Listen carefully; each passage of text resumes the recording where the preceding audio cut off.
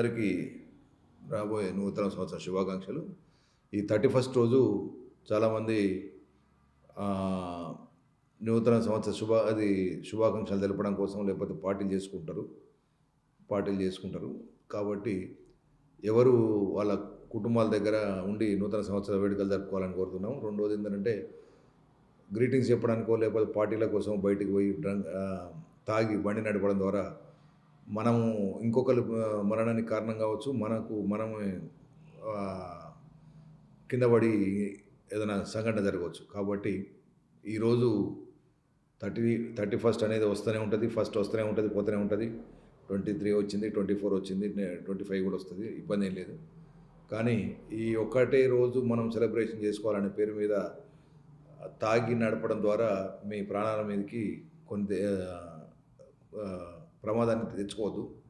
కాబట్టి ప్రతి ఒక్కరికి రిక్వెస్టు, కుటుంబాలకు కూడా మీ పిల్లలను అలర్ట్ చేయండి.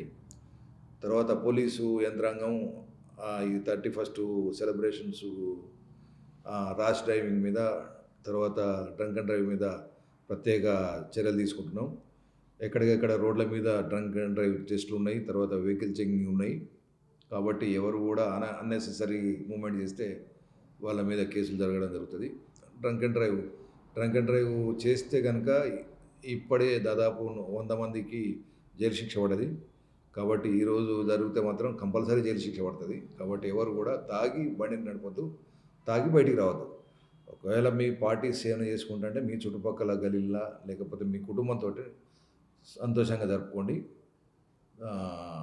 అందరికీ ఆదర్శంగా ఉండండి. పండుగను పండుగలాగా చేసుకోవాలి. పండుగ ఒక ప్రమాదాన్ని మునిగి తెచ్చుకునే ఒక పండుగలాగా కాకుండా పండుగను ఒక సంతోషాన్ని తీసుకొచ్చే పండుగలాగా మనం జరుపుకుంటే బాగుంటుందని అందరికీ మనవి. Thank you.